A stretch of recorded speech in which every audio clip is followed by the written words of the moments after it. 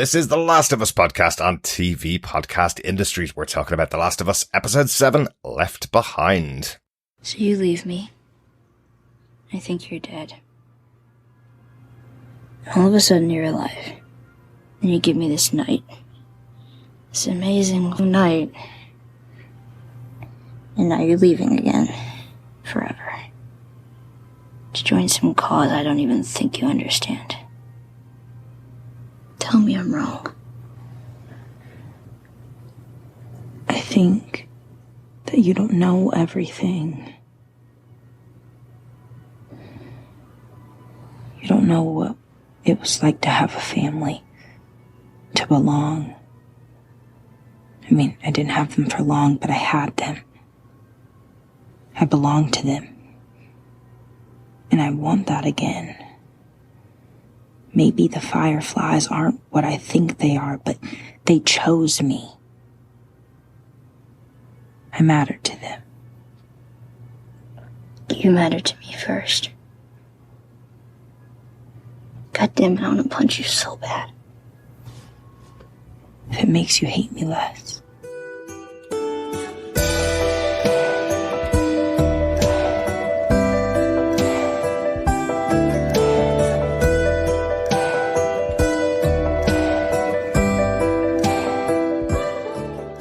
Welcome back, fellow survivors, to the Last of Us podcast from TV Podcast Industries. We're talking about The Last of Us Episode 7, Left Behind. I'm one of your hosts, Derek. Hello there, fellow survivors. I'm one of your other hosts, John. And rounding out this group of Mortal Kombat 2 lovers, I am Chris. Indeed. Excellent. Definitely gamers. Definitely gamers. Definitely also really enjoy Mortal Kombat 2 back on the Mega Drive or the Genesis, depending on what your console name was. Yeah, I was totally an arcade kid. I absolutely loved going to the arcade and wasting tons and tons of money on machines where the joystick wasn't working because it had been overused by everybody in the arcade for weeks beforehand. So that was definitely my thing. So I could totally relate to Ellie and Riley in this episode. No, mine was console because otherwise I'd have to go into Southport. Oh, of course, yeah. Dublin City boy, you see, we always had arcades around. Oh yeah, you had, what was it? Dr. Wiley's? No, not Dr. Wiley's. It was down on the main Dublin road, O'Connell Street. There was an arcade there. There was, yes, and I cannot remember the name of it. But right. we had arcades quite in lots of places, Chris. Back in the day, we didn't just have one in the entirety of Dublin. We had one entirety of Ireland. Yes, that's true. But of course, we are going to be going into spoiler-filled detail about this episode of The Last of Us. Make sure you've watched it before we go into the rest of the podcast. But a reminder, as always, The Last of Us World Ends pub quiz will be coming up later on. Question 7 will be coming later on the podcast. What that means is you've only got 2 more questions to go. There's 9 questions in total, yeah. So at the end of our podcast for this season, you'll have 9 answers to send in to us to feedback@tvpodcastindustries.com. And with that, you'll have a chance to win a copy of The Last of Us Part 1 for PlayStation 5 or for PC. If you want an extra chance to get your hands on The Last of Us Part 1, just write us an Apple Podcast and send us an email with the details, and we'll add you into the pot as well for a chance to win that. Keep on sending in those answers, fellow survivors. Mm-hmm. Yes, and if you want to tell us your thoughts, don't forget you can send us your feedback to feedback@tvpodcastindustries.com or head on over to our spanky pants new website. Yes, tvpodcastindustries.com. It is new. It is brought to you by our beautiful Patreons, in support by them, of course. They didn't actually make it themselves. But who knows, the developers might be also fans of TV Podcast Industries and our podcast. Who knows? They could be. I like to believe everyone's a fan of ours. Of course. Yes. I also feel like I have to set up tvpodcastindustries.com/spankypants. Absolutely. Although I don't know what I direct that to. That's a whole other podcast. Yeah, it certainly is. Yeah. That's a late night gravelly voice with some kind of libation in hand. Yeah. That's the podcast I record after I've edited a regular podcast. With deep jazz tones going on it. Well, I'm not on that blues, one. blues, let's say yeah, blues. Okay. Cool. But with that, Derek, what are some of the episode details? Spanky Pants.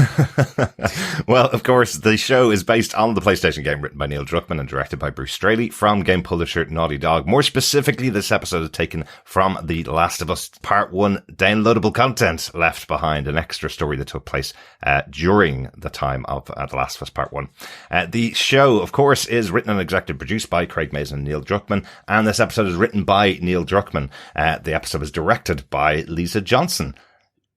Lisa has done tons of TV, including Dead to Me, American Horror Story, What We Do in the Shadows, and Silicon Valley, interestingly. So a wide range of shows. Yeah, absolutely. Yeah.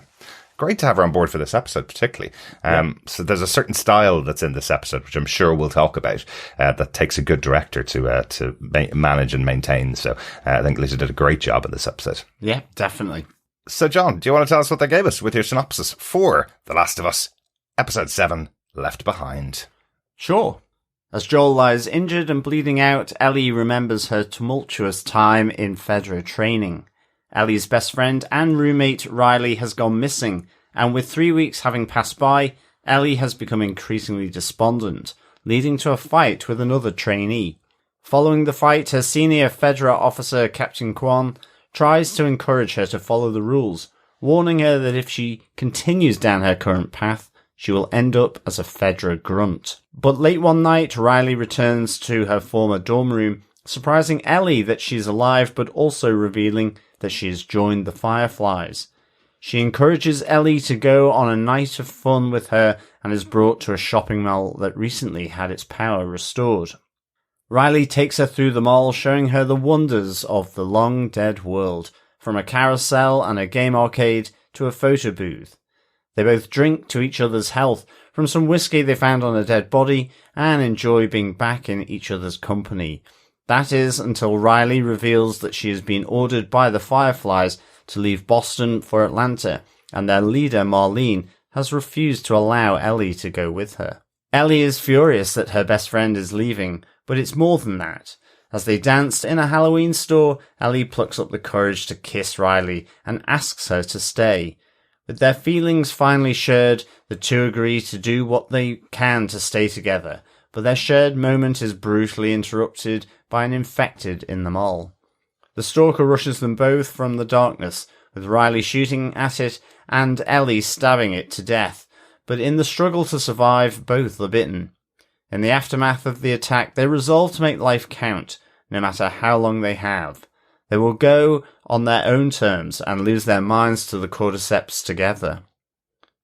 Back in 2023, taking Riley's final advice to never give up, Ellie frantically searches the house to find something to save Joel.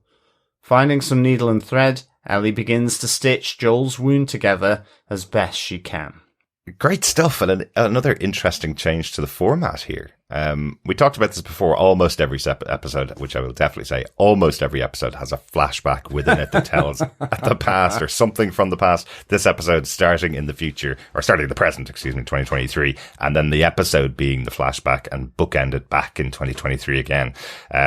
Is another interesting change for the show, and very similar earlier on to how this story appears in the game. It sits right in the middle of the story, effectively. Yeah, it was DLC, right? It was an expansion, if you will. It was released after the original game to give more context. Exactly. And I think they specifically chose this story as a story they wanted to tell within the world afterwards. Yeah, it's a very unusual type of downloadable content for any kind of game. If you're a gamer, most people know DLC as being like an extra exciting adventure level or lots more firepower or loads more guns to add to your characters, but this was backstory focused on Ellie, completely separate to the game effectively, so very different from what we saw in the main game.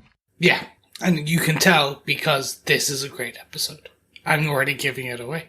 Mm-hmm. Yeah, absolutely agree with you, Chris. This is an excellent episode. I loved the story, and it's something that's really important and has developed Ellie into the person that she is now. This is a pivotal moment in her life, and really important for what she has to do going forward. How she's been interacting with Joel so far, why she has been treating him the way she has and treating other people around her the way she has, and now what she has to muster to be able to deal with what's happened to Joel here. That's it. It's the past bleeding into the present, you know? Exactly. So it's really good from that side. I think as well, whether this is Craig Mazin's style or not, but it is just taking that and looking at this relationship, this, you know, love story, this moment of understanding one another's feelings and affection for one another. Yeah.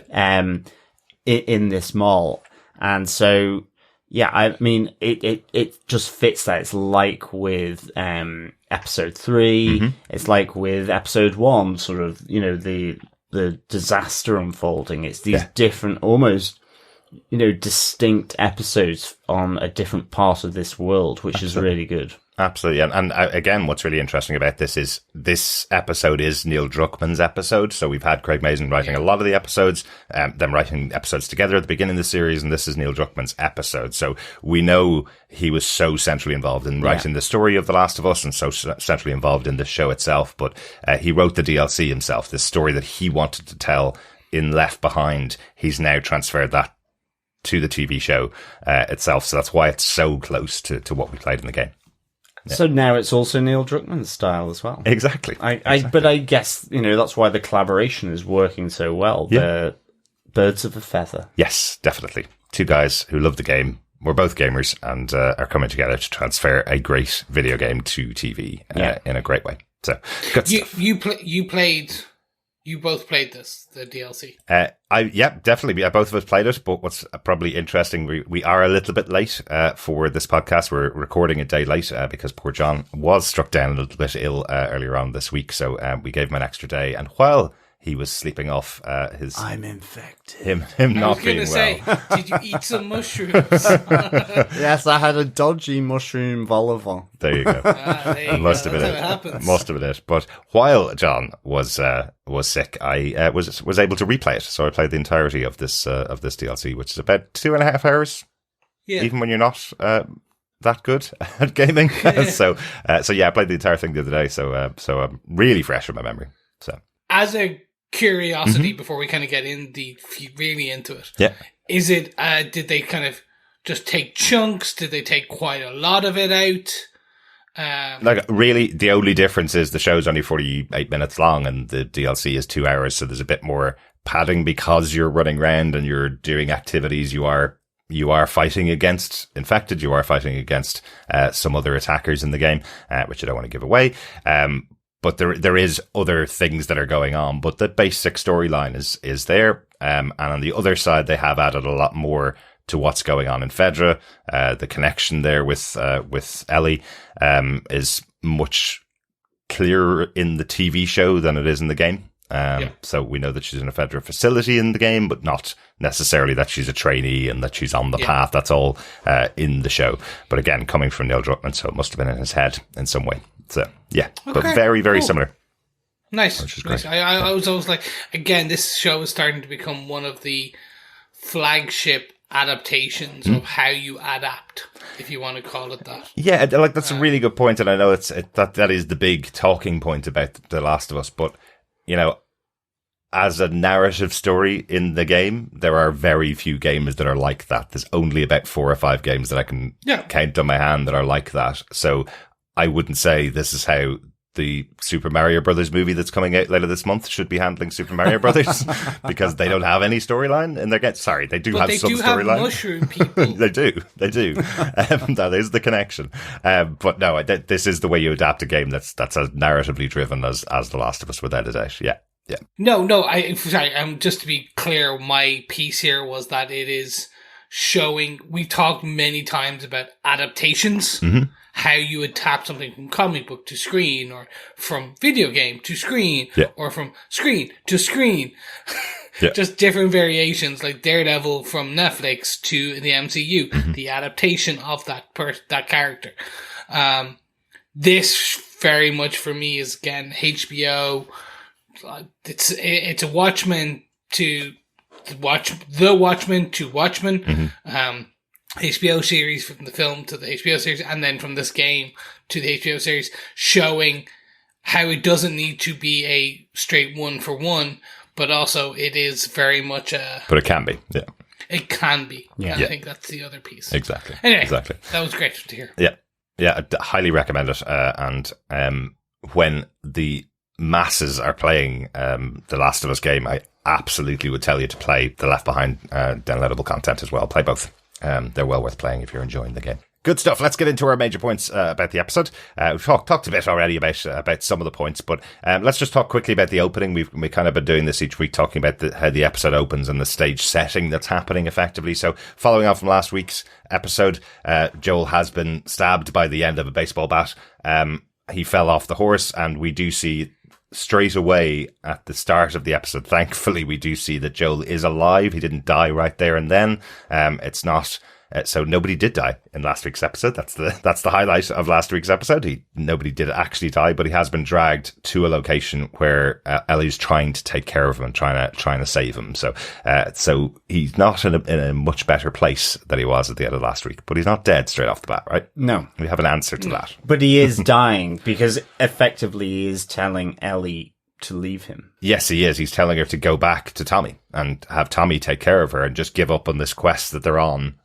Go back to being herself. Tommy will protect her and take care of her, and that's what he wants her to do. That's his way of saving her, getting her away from there. And I think she's about to take that advice when she walks up the stairs and opens the door, and then the memories coming back to her about the last time she was in a position like this. Yeah, exactly. No pun intended. It is the bleeding through from that exactly traumatic time in her past here. Yeah, and this time she's going to make sure that they survive. Because in this case, it isn't an infected that has bitten Joel. Mm-hmm. It is just a stab wound, as it were. Yeah, exactly.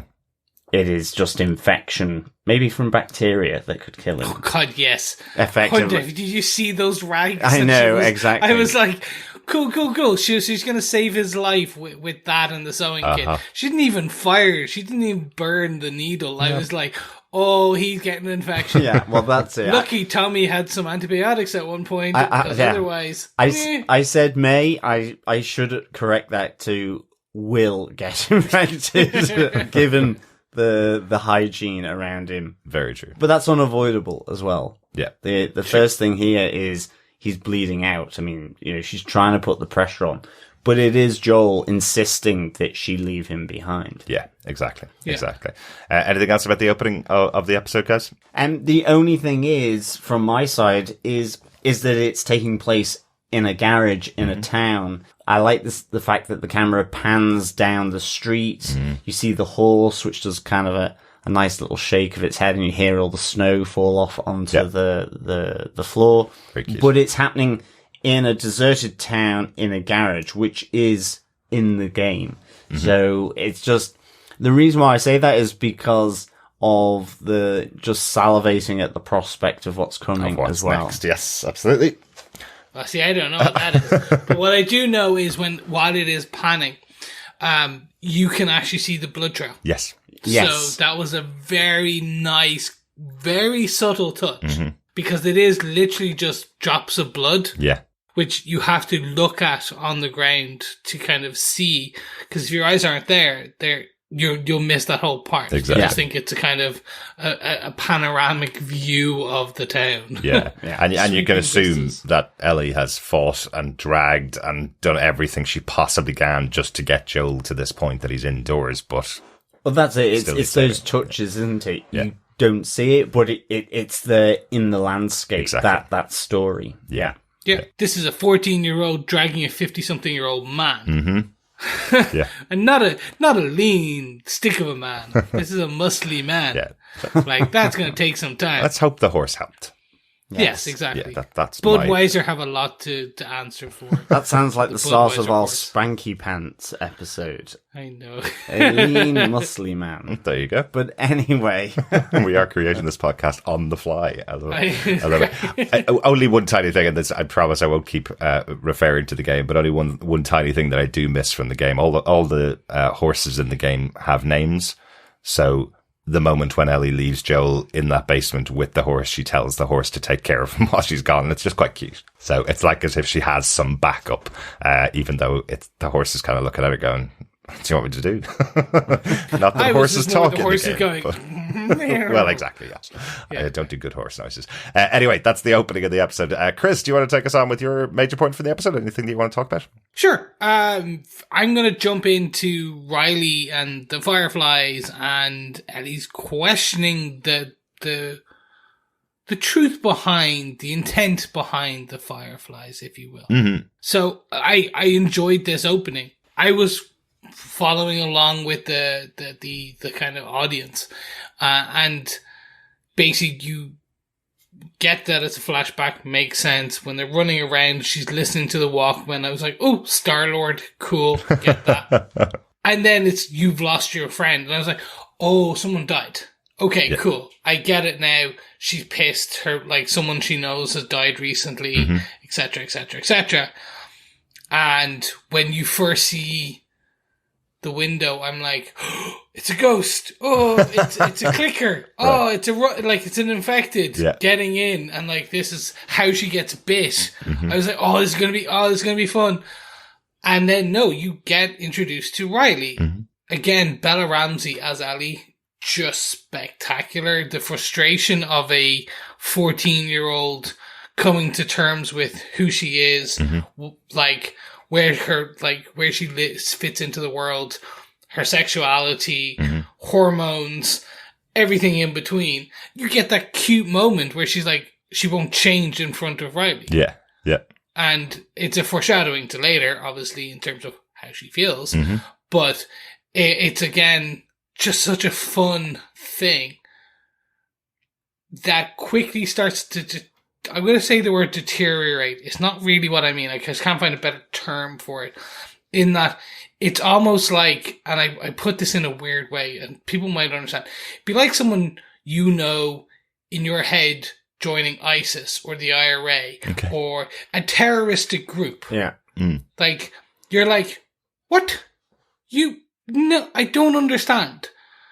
And then like, and again, I'm trying to, it's a tough one because technically the Fireflies aren't fully a terroristic group, but in the eyes of some people, they're a terroristic group in this sense, and they do bomb people. Well, I think that's the central interesting discussion that's going on between these two characters. They're both growing up the same way. They're both growing up under FEDRA.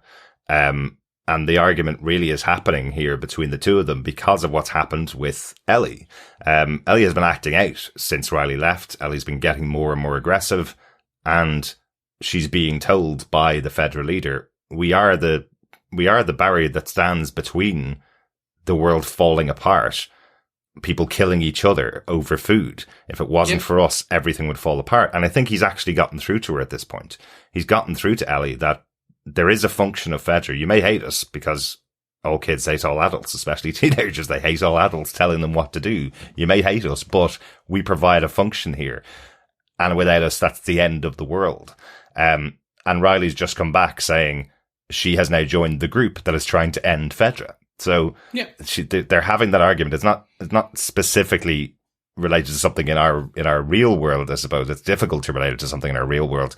But what's happening specifically in this world is the two of them had joined completely opposite sides. And Riley's kind of coming back to her saying that she's joining it for their moral reasons. And we find out later that's not actually the reason she's joining up with the Fireflies, but she's taking the side of their beliefs when Ellie's just buying into FEDRA's beliefs almost.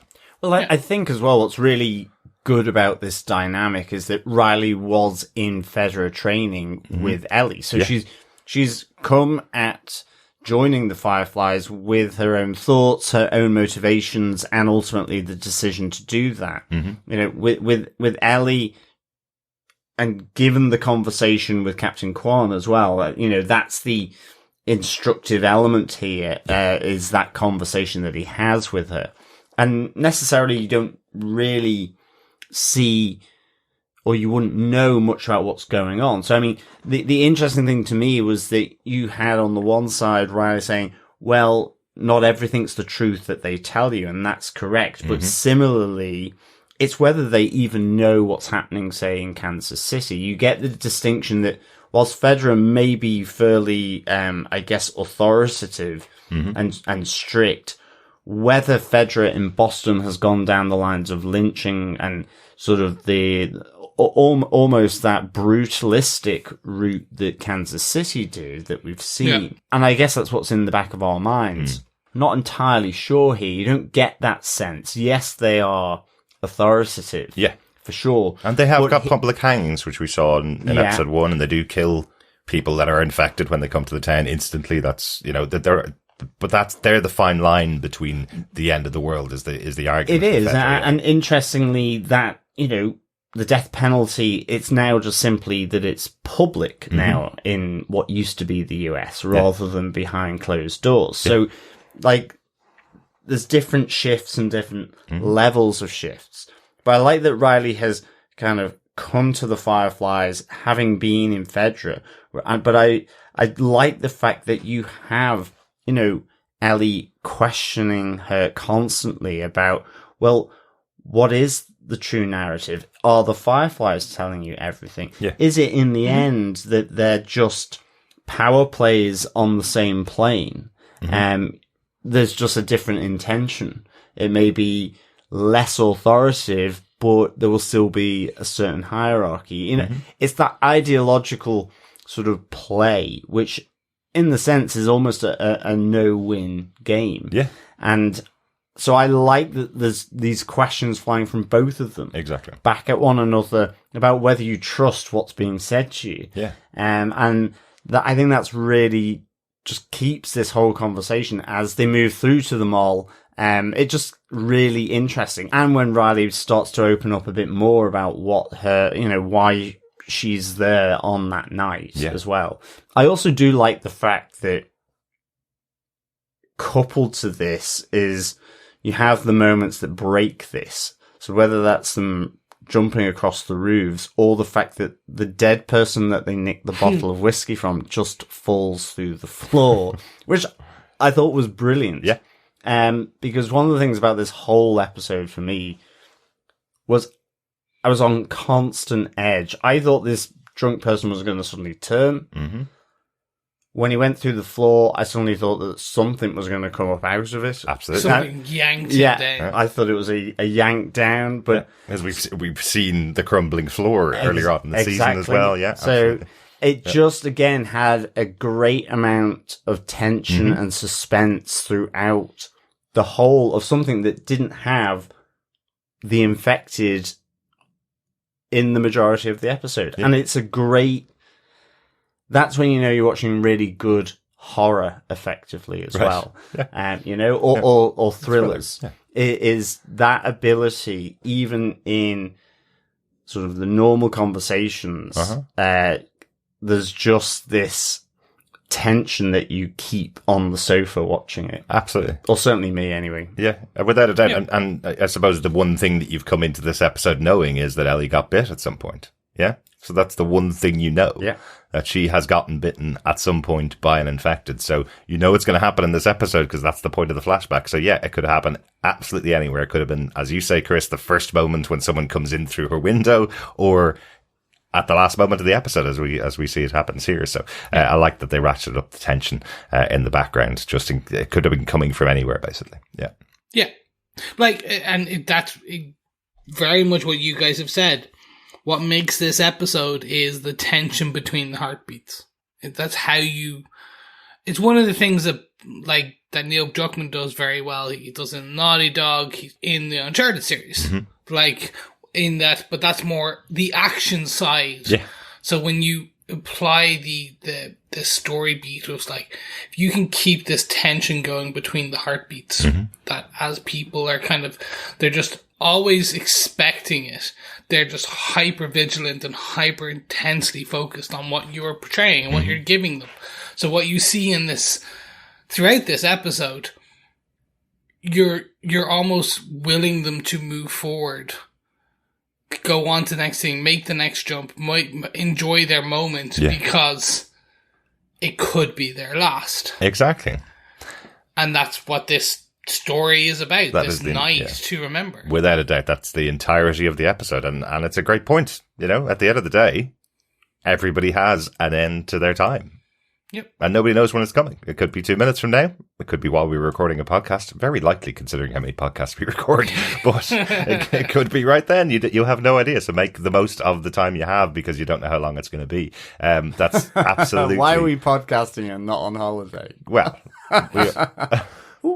we can't be on holiday all the time, John. I'm joking. I know, I'm joking. I'm joking. This is a little break from workday. Joking, fellow survivors. Seriously, joking. Good stuff. But yeah, that is the central part of the episode, and that is what drives Ellie at the end of the episode. That central statement that comes from Riley of fight for it. You've got to fight no matter how long you think you have left, fight. So that is why she drives on with doing whatever she can to save Joel. Yeah, okay, might be a slightly old needle and thread, but it could keep him alive for those 5 more minutes that allows him to be saved. So, it's a great sentiment. And that's me, then. That's kind of the Riley being there, Ellie having the questioning her, and this night to remember, which leads us to the mall, essentially. And that's Derek, I think you want to take us on to your next point. Yeah, absolutely. I want to really talk about the love story element of the episode, the 4, well, let's say 5 wonders of the ancient mall.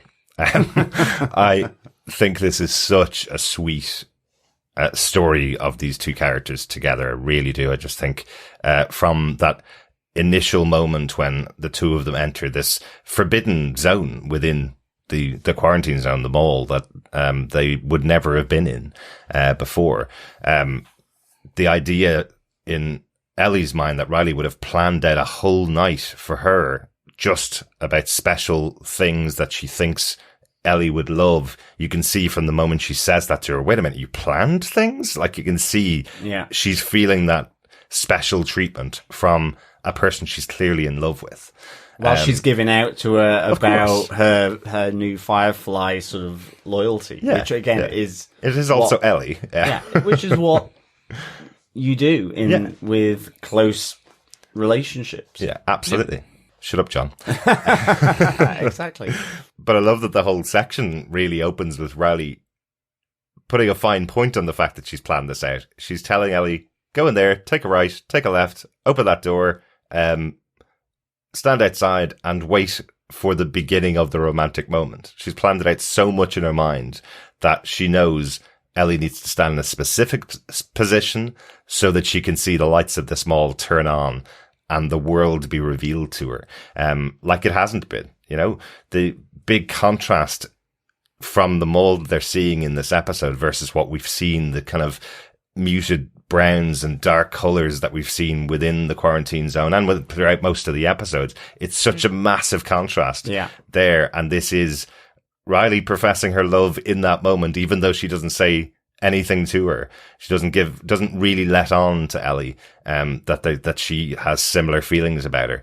But from that moment, you really know there is a deep connection between these two characters. Absolutely. I love the fact as well that Riley takes the additional win here of the escalator to be the 5th wonder of it. And I like that it's like anyone's first experience of an escalator, really young. It's just that kind of, oh wow, this is great. Or simply going, walking in the opposite direction to it. It's Absolutely. just like, it felt really real, certainly for someone who's never seen or used an escalator. Absolutely. Only heard about it ever in tales of myth and legend. Exactly.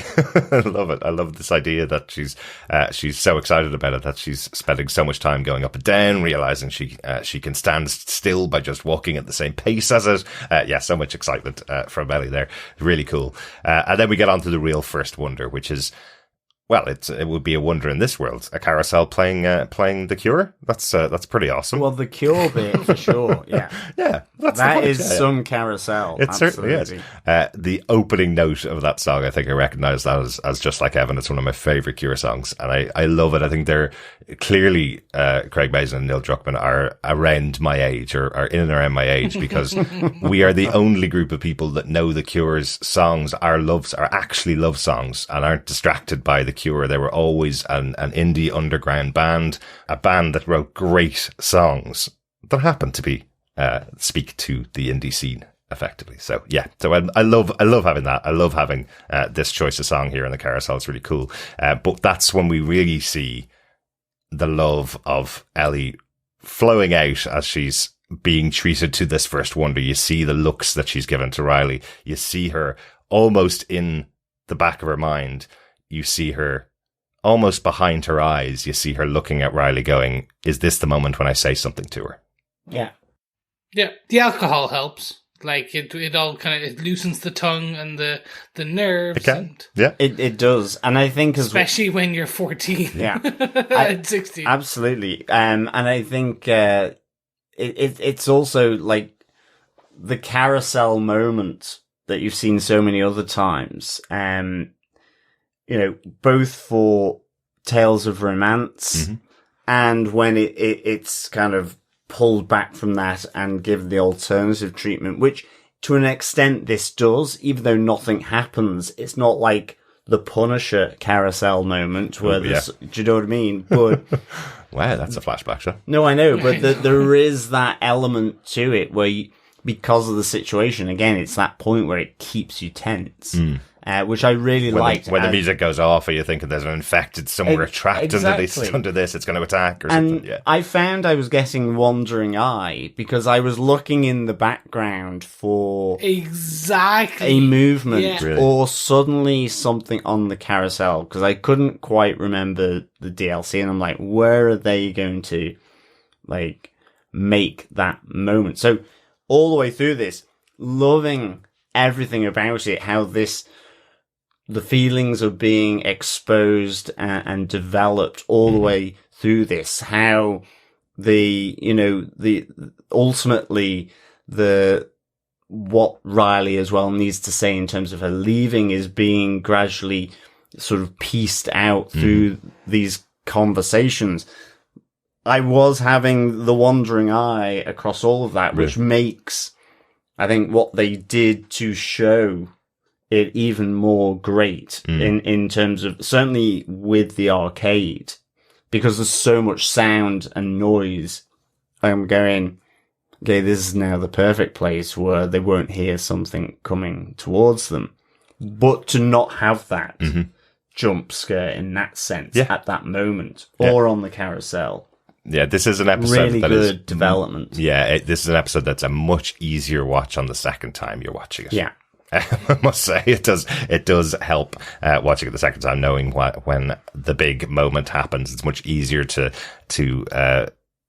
I guess almost languish in the love story and enjoy the love story much more when you don't think an infected's coming out of somewhere to kill them both at any moment. So thankfully that doesn't happen on the carousel. So we just get to see the looks between Ellie and Riley. In fact, there's even a moment where you see Riley looking through the mirror at Ellie, so you can kind of pick up that she's also feeling the same. And then they move on to the third wonder, which is the photo booth. How much fun is that? I almost feel sad for the two of them when they do all their poses into the photo booth and it prints out, because getting $5, a $5 note that works in those machines in real days is difficult. Getting a $5 note, putting it into the machine, and then getting the print out of them, and only one photograph really comes out properly with the strip of photos that come out. But it's a really cute moment because there's a closeness between the two of them again. Yeah. You can tell like there's an excitement between the two of them and a little bit of a pushback, maybe too close, maybe we've overstepped the boundaries before we've said anything to each other. But yeah, love that little cuteness between the two. Yeah, no, I agree. Well, we did see her that she did essentially like almost destroy the change machine where you had all the notes and the cash on the ground. So if they really wanted to, they could get another 5 and go back. That's true. That's very true. But I think the disappointment of not having a full strip of photographs means that the strip of photographs that print out won't be any good anyway. Because it's been 20 years since the Small was around, so unfortunately, that was their one chance. But at least they got 1 or 2 good photographs out of that strip. That was very cool. Which is the third or fourth wonder, depending on how you're counting them, onto the arcade with them going through and seeing all these all the machines in here. A little more game talk. In the game, they're not working. it's a very cute scene where Ellie's standing in front of a machine, just seeing a blank screen, and Riley's talking her through how you would play the game, what buttons you would press if you were playing the game. And they have this kind of shared dream almost of what it would be like playing a video game, but they don't play it in there. But in here, it's replaced with Riley having already gone in, setting it all up, getting coins so they can play an unlimited amount of Mortal Kombat if they want to, and fight against each other, and finally put into practice the moves they must have learned from reading magazines, I guess. About the games. So it's and there's the poster on her dorm wall as well in Ellie's room. Yeah, that's right. So we know that they both love this game, and the idea that they got the chance to experience it and play the game is really cool. Yeah.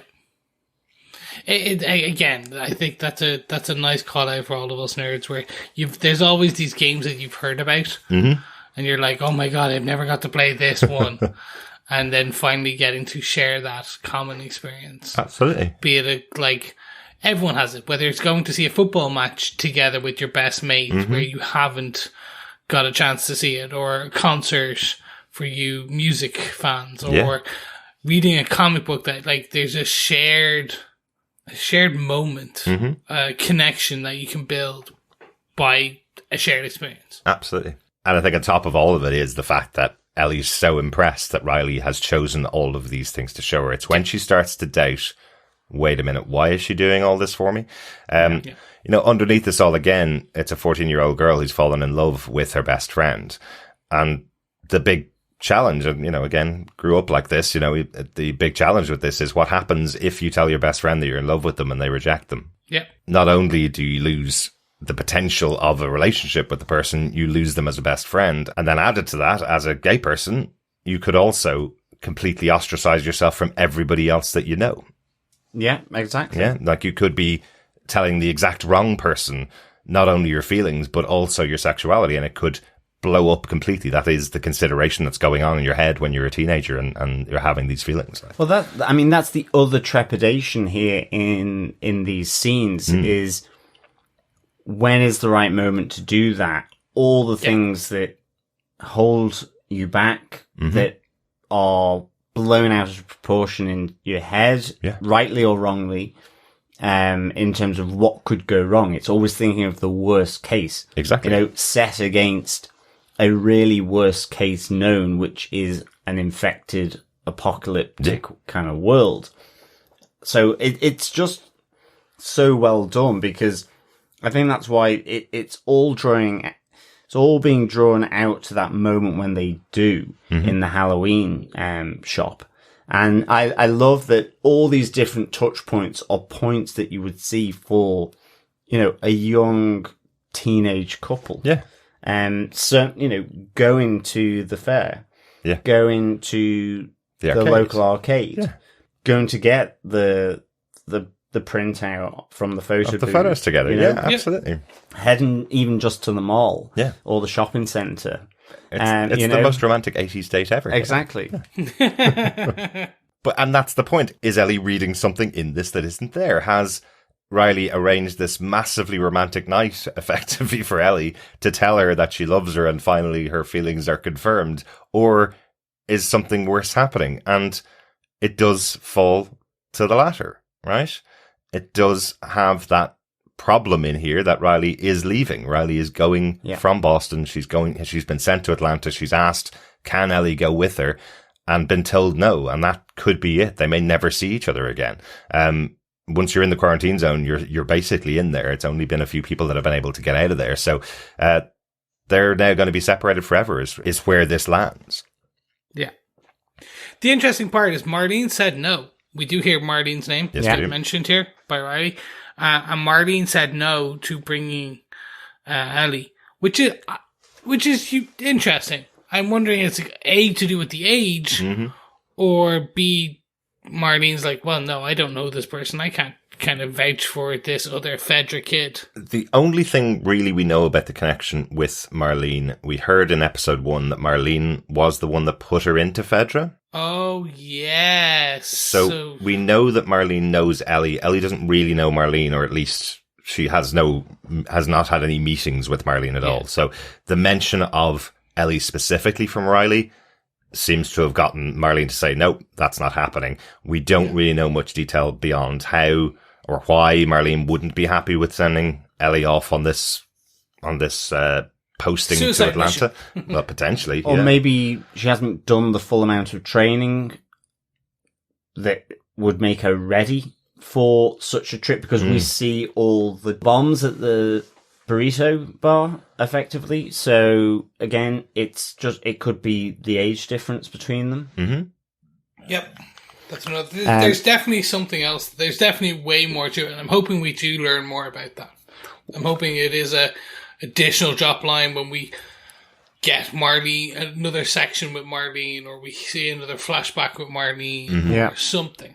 And it may even be, just thinking about what I said earlier, it could be Riley was put into the FEDRA training as well by the Fireflies. So whether Riley has actually come at this separately, maybe she knows that, maybe it's almost like a sleeper trainee in the sense that put in there by them, then contacted them, and it's just not ready in that process for Ellie. And this is the way the Fireflies are getting well-trained recruits out of it. I mean, it could be. I would say it's not a bad idea. Send your recruits to the police, get them trained at the police academy, and then kind of grab them again. And go, oh, there you go. That's done. Or what? I mean, it's training done. Planting them in there. I mean, what's there is that movie around the mafia putting someone in the police on the financial side of things in order so that they could keep it hidden. I think it had. It's a movie, I can't remember the name of it. I think it had Matt Damon in it. That was the Mafia Cop. No, that was The Departed, the remake of the Infernal Affairs series. That was it. Yeah. That was it. Yeah. Yes, that's why. I prefer my name, Mafia Cop, is so much better. Mafia Cop. Love it. But yeah, you mentioned the pipe bombs that Riley's been building, and we find out the reason why she knows them all so well is that she's been stationed there by the Fireflies since she decided to join them, right? So that's quite interesting. So she has had lots of time to think about this romantic night for Ellie and all the things she wants to do for her in them all, but it is actually because she didn't just stumble upon it, because she's been living here and stationed here to protect the stash of weapons that are there. But it causes a massive argument between the two. Again, back to your point, Chris, this massive argument between the two is if Ellie's going to follow the path and become FEDRA and Riley becomes a Firefly, those pipe bombs are likely going to be used on her and people like her, on Ellie and people like her. So that is the challenging moment between the two of them and their new philosophies that they're both on, effectively. Definitely. Well, that's the thing. It always comes down to, like, the Fireflies don't aim to kill people and say they don't kill people, but there is collateral damage in all wars, and the collateral damage are people like Ellie. Are kids, are families just living in the DMZ, like that, the QZ, sorry. Like that is what happens. Yeah, but they're also saying they don't kill people, they don't kill civilians, they only kill FEDRA, and Ellie's FEDRA. Like they're saying that they're distinguishing people and FEDRA from each other, and Riley knows Ellie's a good person, right? And there's probably other people like her. So, Riley lashing back saying, no, I wouldn't let that happen if you were anywhere near there, but she's only a 16-year-old new recruit for the Fireflies. It's not like she's going to have control of what targets they're going to be going after next, Exactly. We saw what Marlene as a leader is like. Follow my orders. Back in episode 1. Why are people questioning the things that I'm telling them to do? Follow them and we will get through this. We will win this war, is the idea. Or at least she was commenting on the fact that they hadn't won the war in 20 years. They have a big push to do to get there. So yeah, it's a different circumstance between both of them, definitely. Agreed. But let's go on to the final wonder of my point, and then we can move on to your major point from the episode, John, as well, if that's all right. Yep. Because the fourth or fifth wonder, again, depending on which way you count them, I'm actually going to add in a sixth here, because just before they get to the final place, we get the pun book too, the second pun book that's given to Ellie here, which becomes her favourite possession. We see her still reading out puns from this book to Joel when she's in a happy mood, or when she wants to annoy him, or when she's run out of things to say. So the pun book came from Riley, and Riley knows this is the thing that will make her really happy. Yeah. So she found the second pun book. Did you notice the first pun book was actually sitting in Ellie's room Yeah. as well? So volume 2 is amazing. Oh my god, I can't believe there's one that exists.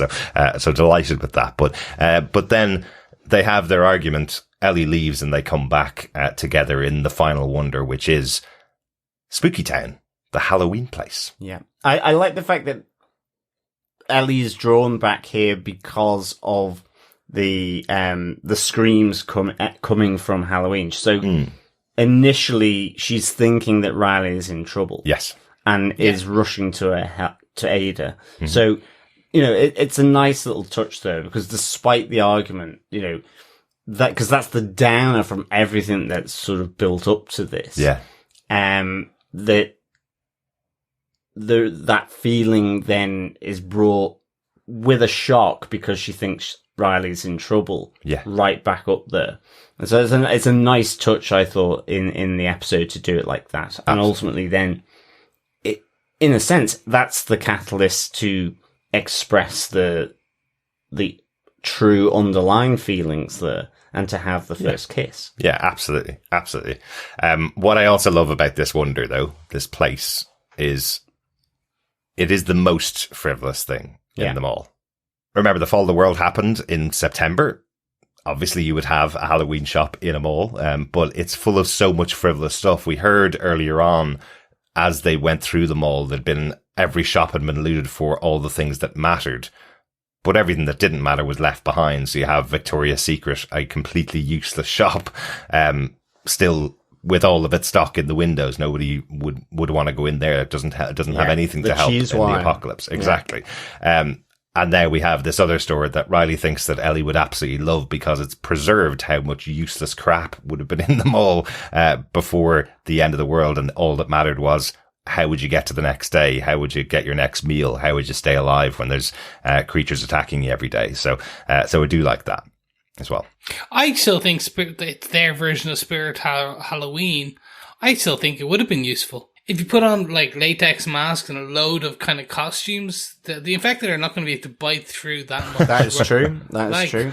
It's basically a light kind of armor. It's your light armor. There you go. I think there's probably easier shops to get that stuff from, though. Probably. maybe, but I would think that would be a useful kind of strategy to take. I do like that for the latex masks. Bella Ramsey, aka Ellie, is wearing the wolf mask. That's right. So it kind of does look like a dire wolf, given that she was a house in the north in Westeros. She was, yes. I think it's originally a wolf mask that she wears in the game. It is. So before her big reveal in the Game of Thrones, I like that kind of serendipity that's happened here. It's an extra HBO connection. It is to the mask, yeah. But this came out in 2013, so way before she played Lyanna Mormont in Game of Thrones. But I do like that connection. But yes, both the masks, the clown mask and the wolf mask, are the first two that you see. And there's a little mini moment where you go around trying on every single latex mask in the store and scaring each other, which is lots of fun, just to have a little play with, if you have that time to do it.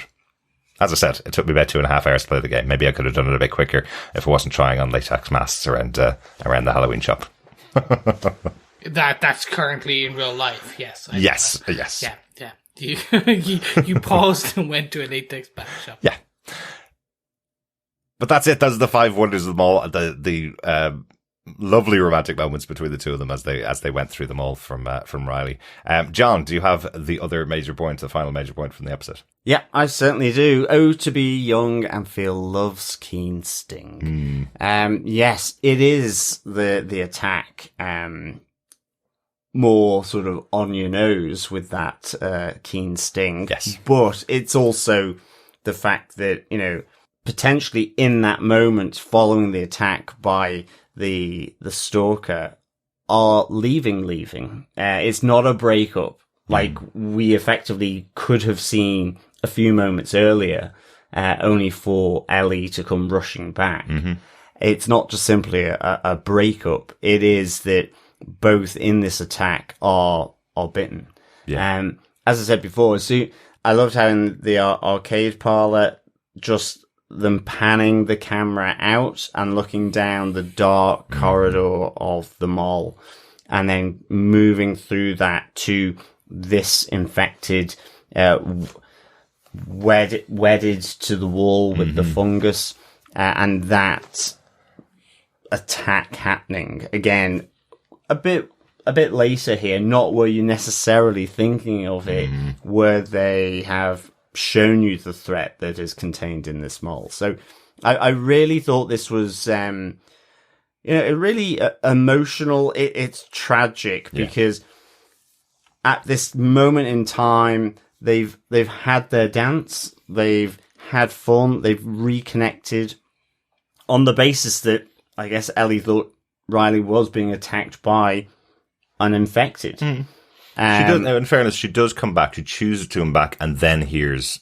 these screams inside the mall and runs. So she's not just turning around because she hears the screams. She goes out the door and then chooses to come back. So she was on the way and then ran. Absolutely. But she hears the noise. And then as she gets closer, it's the screams. Exactly. She thinks that's Riley from the toy. Yeah. So I really, exactly. Yeah. So I just really like this because like the weight it gives to that attack following the kiss, the real exchange of feelings, the weight it gives then. And Ellie even saying stay to Riley, and Riley agreeing, like, that's it. We'll work out something. But that's it. But it's the weight as well that you've just had the moment where Riley has told her she's leaving. And now there's the moment where, from their point of view, they're both leaving. Yeah. But it's Riley's philosophy that connects in with Joel's piece at the opening, as you mentioned before, of, we're going to go out on our own terms effectively here. Yeah. And I love that the run through the options and just, the gun to the head or just taking yourself out there and then isn't the option because they've had this evening together. It's the second option.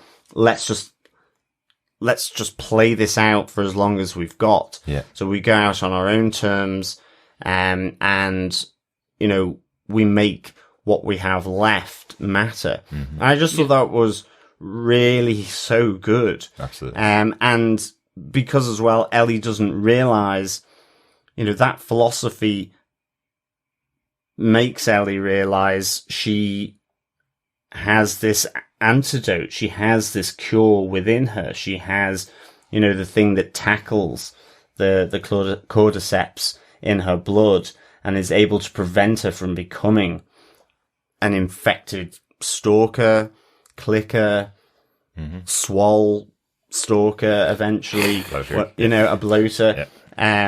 So that, in a sense, Riley's saving two lives here. Not only Joel, because of that flashback and the moment that Ellie remembers all this, but it is possibly Ellie's life as well. Yeah. And more than likely, if they decided to take each other out or to go the quick route. So I thought this just really, it just was so well done. It just was a cherry on top, even though it was so tragic, emotionally charged, and just, these two are really good together. You kind of want to see more of them together. Absolutely. But alas, the attack from the stalker, which is specifically an infected that hides out, waits for the noise, or I guess the mycelial network thing to sort of alarm them, so then they can stalk their prey from the shadows. Yes. So a scary variant of the infected. Bad variant. That's a good MCU joke, by the way. Well done. Good multiversal joke. I'm appreciative of that. That's good. So for me, this love story, all good love stories are tragic. Oh, really? Don't tell your wife. Shakespeare. Don't tell my wife. But look, it's William Shakespeare, Romeo and Juliet. Look at every major love story in literary or kind of cinematography, and it's all based on drama and tragedy. I was just going to say, I should change my quote to, "Oh, to be young, middle-aged, or old, and feel love's keen sting." Exactly. Yeah. I look, it was a beautiful moment, and it's then punctured with the death. It adds, not the death, I should say, but because we don't actually see Riley go.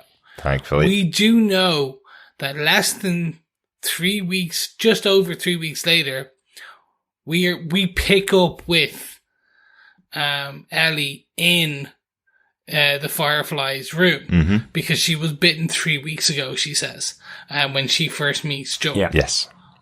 So we know that this is recent. Now, her remembering this, it's 3 weeks plus 3 months and a bit.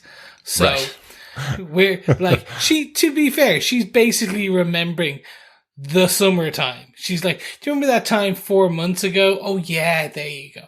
Like when she's like with Joel and Ellie. So again, when she's with Joel, because again, like the world, when she's thinking and opening this door to try and figure out and decide, is she going to let another person die and let someone go? The decision not to, and then they're rummaging through and like running through, grabbing everything and re-sewing a very, at a certain point, I'm assuming a passed out Joel, because that much pain, you'd assume he's going to kind of succumb to it. Maybe. Yeah. Yeah. Well, it's also nice how, you know, in the flashback, you have Ellie's reaction to it all is trashing the Halloween store. Oh, yeah. And breaking the counters. And in a sense, it's almost like a constructive version of that, rather than the destructive version that we see happening out in the house as she's trashing everything, but it's with the purpose to find the solution. It's not just a lash out. And it's just kind of a nice little connecting thread there. I don't know whether it's intentional, whether that's my mind making it up, but you know, it's that nice contrast. And I find these episodes completely full of all this stuff, and I really think it makes it really deep, and is just so well thought out in terms of all the stages of producing this, you know, and acting it. So it's phenomenal for me to see this play out. Absolutely. Just how it's constructed is so wonderful. Such a great way of bringing this story to life.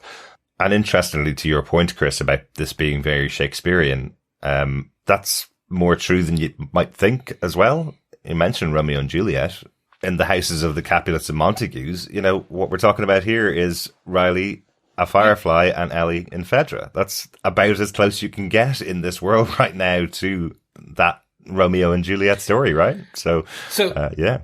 Yeah. So there's always that saying that there are no more original stories to be told anymore. It's just variations of the originals, because that's what it like. There is. It's that joke of like in South Park, Simpsons did it. Simpsons did it. Again, you just, to have a good story, you need the beginning, middle, and end. Yeah. Protagonist, antagonist, a major kind of Act 3 part, and kind of the deciding moment in the middle. And they did it all in like 40 plus minutes in this. Not even, because when you start taking out the beginning and the end, you're getting this half-hour chunk of story, which is just, it's heartbreaking. It's fabulous. Yeah. It's fabulous. Yes. You know, even if every story has been told in the world, there's always a new view on it. And this is a great new view. It's fabulously put together. I am so glad, I know you mentioned it earlier on as well, Chris, I'm so glad we didn't see the death of Riley. That can be left hanging there. Doesn't need to be shown on screen, thankfully, because we know that's what happened. We've seen that side of the story. We saw how angry and broken Ellie is when she meets Joel. We saw her reaction at Joel last week when Joel was leaving her with somebody else. We saw how aggressive she was about losing somebody else that she was starting to care about. So we know how badly this hurt her. So we don't need to see that. Thankfully, they made that decision. It made loads of sense to not end on that really tragic note of what happens. But it's pretty clear what happens. I still think we will get a quick scene where, like, basically the Fireflies come back into the mall. Ellie's there. She's locked Riley in one of the cages of the stores. And you've got that as Riley isn't infected. And that's where she meets Marlene. She's like, I've been bit, but nothing's happening. What the hell? And then that's the next part. Because they need to show that next final bit, because the only thing they haven't done is explain you always shoot the infected, kill the infected. Why did they not kill her? That's the only part they haven't explained. So they need to show a quick scene explaining why one of the Fireflies decided, okay, well, Riley's been infected. She's already kind of turned. Ellie's been infected. This other girl who's in with all our pipe bombs has been bitten, but she hasn't turned yet. Well, just usually would just shoot her, because that's what all the other bits say. The literature, basically, she's been bit on the hand. Yeah. She's got a couple of hours. Those are FEDRA posters, remember? That's not necessarily how Firefly lives. And I will say one more thing about it. Remember, Ellie did say she had killed before to Joel. Oh. So I think that's pretty clear that she's the one that kills Riley.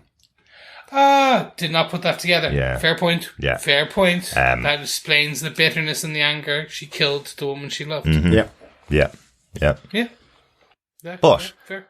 We will see how it plays out on the rest of the season. I think that's overall our major points from the episodes. I think I've covered off most of the notes I had as well from the episode. I did want to call out one great performance in here as well from Terry Chen as Captain Kwan in the episode. I love that moment when he's laying out the path for Ellie, where he's saying, if you follow this path, you're going to become a grunt. And Bethany, the girl that she punches in the face, she'll be the one giving you orders. If you follow the rules, you could be the one that'll be ordering Bethany around. Love that moment. And I love how that plays in parallel later on. We find out the real reason that Riley has left the FEDRA is because she was told, you're going to be a grunt. You're effectively going to be watching over people shoveling shit.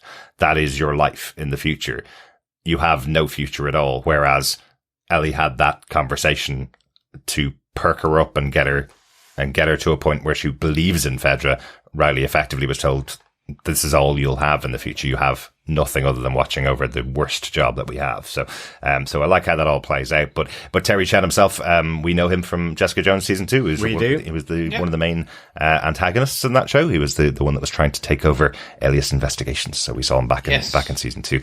I think he did about 6 episodes of that show. So great to see him here in The Last of Us. We love the alumni coming back from shows that we've watched before in new roles. So awesome to see him here. Yeah. I'll throw one in. You see the Naughty Dog logo in that same Quen's office. Oh, very good. His keys, when he throws his keys on the desk, basically the keychain is the Naughty Dog Nice. logo. Very good. That's why Ellie goes for the keys, really. It's because the Naughty Dog logo's on there. Good stuff. Yep. And we should really call out Storm Reid as well, who played the role of Riley in this episode. So good. Like, such a good character. Once again, the casting in the show has been fantastic by dropping in actors for one episode, and the impact they have on the story of Ellie and Joel has been fantastic. I don't think there's been a poor casting choice so far. But Storm Reid, do you guys remember where we might have seen her before at all? I should do. I know her face. Yeah, same here. I'm guessing Walking Dead? No, it's not always Walking Dead with me, John. I have watched other things. Storm Reid is known from Euphoria, but we've seen her and talked about her on the Suicide Squad podcast when we talked about the recent Suicide Squad. Yes. She was Idris Elba's daughter in there. She was the one that went to visit him in prison and got terrible advice from her father, who was in prison. So that's where we recognize her from. But wonderful in here. I think again another character that people will remember, and the next time you see her, it'll be, oh, that's your one that was in The Last of Us as Riley. So I think that's what it's going to be. That's quite cool, isn't it? Well, definitely, yeah. With all of that said, overall, guys, I think I can guess. What did you think of the episode? I think we've kind of landed on this being a really good episode. But Chris, what's your overall final thoughts on episode 7 of The Last of Us? I absolutely loved it. Like, for me, it was one of those, again, it's Romeo and Juliet. It's a love story. It's, for me, representation that you rarely see. Mm-hmm. There haven't been that many LGBTQ plus love stories, like, in a major AAA, quadruple A, high budget kind of shows. All of it is just fantastic. It's just so great to see. But also, as we talked about, John, it's the tension between the heartbeats of this story. It's just constantly looking and scanning in the back. Kind of like, oh, is that shadow move? Oh, what's this? Oh, so overall, it's just fantastic. Just again, every week. Yeah. Some like top tier TV. Yeah, absolutely. Excellent TV. Really, really enjoyed this episode. And it's such an interesting diversion from the show. It's such an interesting idea to go back and get everything that's happened to Ellie, everything that's turned her the way she is, you know, obviously coming from that background of her being an orphan, not knowing her parents, not knowing anybody that she loved, linking in with Riley, who at least had some time with her parents, so she knows what love is, and she can't find that in FEDRA. And then when they lose each other at the end, that inspiration from Riley is what's driving her to save Joel in the way that she any way that she can at the end of the episode. I think that's just a wonderful arc of a story coming out of the episode, and just beautifully portrayed by both Storm Reid and by Bella Ramsey, of course. Really, really good. Delighted to have this episode on screen in the season. I didn't know how they would work it in, and whether they would at all, whether they would skip the DLC, as a lot of players would have done. Didn't play the DLC, only play the main game kind of thing. So I'm glad they found a really good way of putting this into the story, because it's really well worth being told. How about yourself, John? What's your final thoughts on The Last of Us episode 7? Oh, I would give this 5 The Cordyceps out of 5. Nice. I thought this was a really bittersweet episode, Mm-hmm. and for me, it's just the layering, the crafting of this, in terms of their relationship, how that's portrayed, like, phenomenal. The that bittersweet take at the end, how it's linking into a current situation, and informing it. But, it's also just the craft of, at the end of the day, this is in a dangerous, dreadful world with many threats, and it's layering into this tension. As you say, probably reduces after the first watch, but nonetheless, it's just really, really expertly crafted. And so absolutely loved this episode. I thought really deep, really emotional, and as good as any of the ones that have come before. So I'd give this 5 The Cordyceps out of 5. I love it, John. Definitely needed a drink after this episode. Let's go on over to our Last of Us World's End pub quiz. Yes, fellow quizzers, fellow survivors, I hope you've got your bottle of whiskey that you've picked up from a dead person somewhere in the rubble of the decaying world that we live in. Free whiskey. Yeah, free whiskey and the good stuff. None of that moonshine that has been done since. We have question 7 from this episode. Here it goes. What 80s movie poster hangs on the wall above Ellie's bed in her FEDRA dormitory? Keen eyes for that one. Good movie, I think. I certainly remember it. Absolutely. John, do you want to get the question one more time? Yes. What 80s movie poster hangs on the wall above Ellie's bed in her FEDRA dormitory? That's it. That's question 7 of 9. Ooh. Star Trek Picard. Link to Star Trek Picard, indeed, yes. Over here, yes. If you want to get any of the other questions from The Last of Us at World's End pub quiz, pop on over to our website at tvpodcastindustries.com. All 7 questions so far are up there. Put them together with the next 2 questions, question 8 and question 9, of course. Send them in to us at the end of the season to feedback at tvpodcastindustries.com, and you could be in with the chance of getting your hands on The Last of Us Part 1 for PC or PlayStation 5. Great stuff. We do have some feedback for this episode coming in from Facebook. First up, Richard Blaze had this to say: "Man alive, every week I say I'm not going to cry at the latest episode of The Last of Us, and every week I fail miserably. This week again had so much emotion and heartache. Really want to know what happened after they were bit. Obviously, we know elements, but what actually happened? If Bella Ramsey doesn't get a heap of praise and accolades, then there is no justice in the world, and Storm Reid was phenomenal. What a presence to be only in one episode, but to make such a noticeable impression. Can't believe that we've only got 2 episodes left now. I really don't want it to end at this point." Mm-hmm. Yeah, totally agree. Yeah, Storm Reid just fantastic in this episode. Really good. Agreed. Yeah. I've been staying away from Euphoria. It's never been a thing that's kind of really intrigued me or kind of something I would care to watch. But with Zendaya and the Storm Reid now, I'm like, more and more, I'm like seeing actors or actresses come from Euphoria. I'm like, oh God, I'm probably going to have to watch this at some point. Don't make it out like a chore. It is definitely one of those shows that airs more on the side of an interesting watch rather than entertaining watch. There's a lot of tough subjects that are dealt with in the show, but I'd highly recommend it. I watched a fair few episodes when it came out first, and just unfortunately didn't keep up with it. But it's another show that I hopefully will be going back to soon. Because you're right, the cast is fantastic and they're making waves everywhere. Great stuff. Thanks so much. Yeah, thanks so much, Richard. Also on Facebook, Donald Dennis says, another finely crafted episode of Last of Us that felt like the exact opposite of last week's offering. The framing, pacing, and way the characters engaged was finely tuned to make me physically and psychologically uncomfortable all the way through, which is probably what they were going for.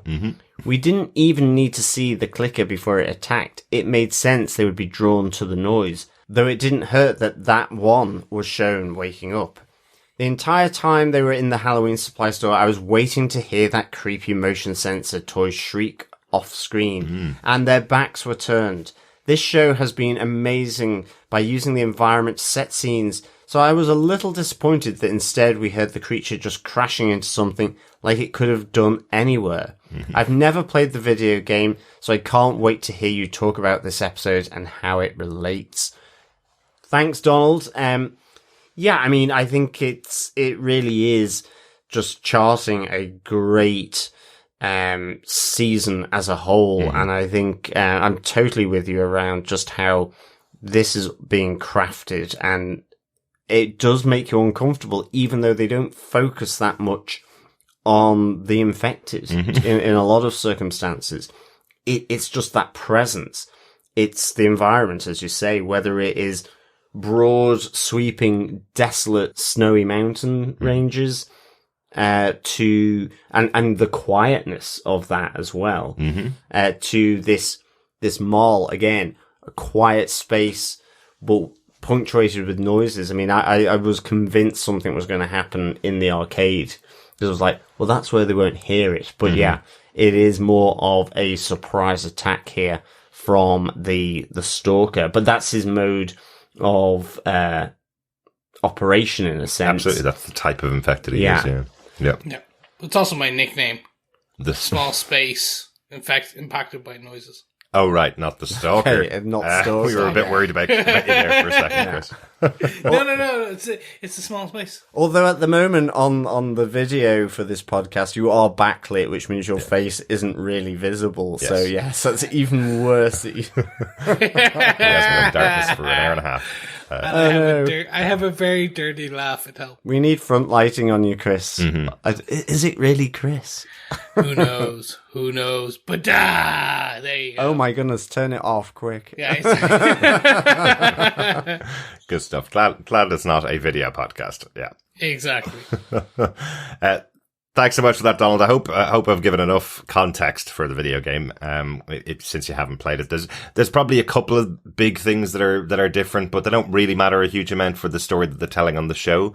The one kind of major difference is that there's obviously a lot more action in the game, because it's not just a storytelling DLC. It's not just the two of them and one stalker. There are other moments in it when Ellie's using weapons and being attacked. So obviously there's that piece. Also, it is implied that the relationship between Ellie and Riley had started beforehand, and Ellie thinks that the reason Riley has been gone for as long as she has is because of her feelings about the relationship. So that's implied, but not directly said.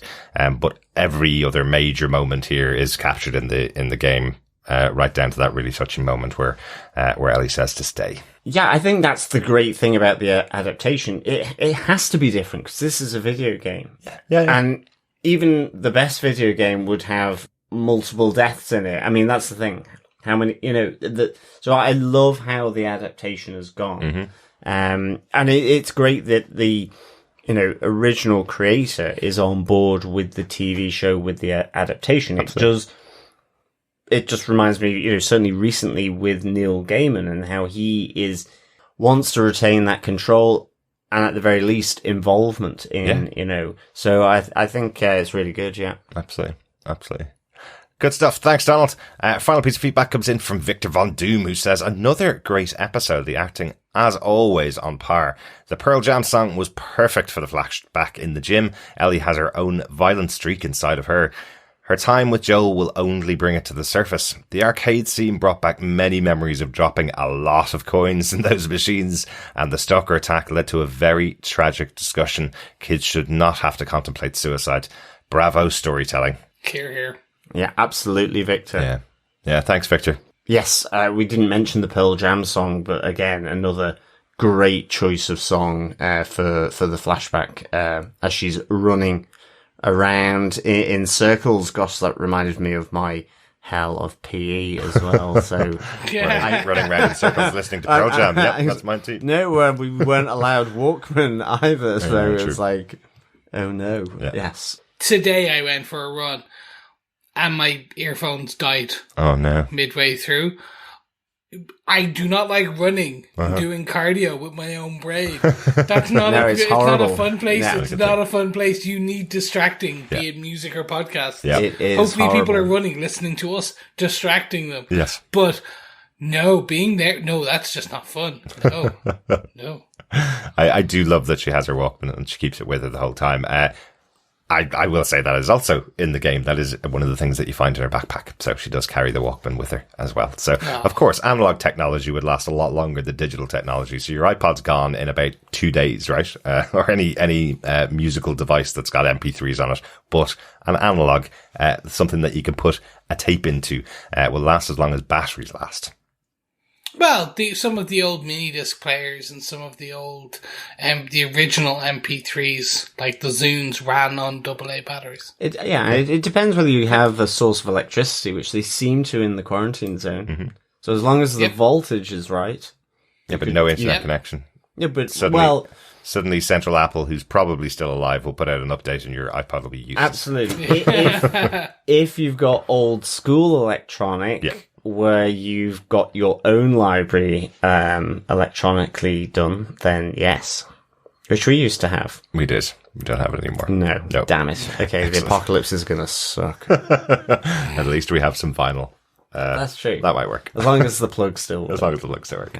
Excellent. Thanks so much for your feedback. If you want to send any feedback into us, of course, you can use our email address, feedback@tvpodcastindustries.com. Yes, or you can join us over on our Facebook page at facebook.com/groups/TV Podcast Industries.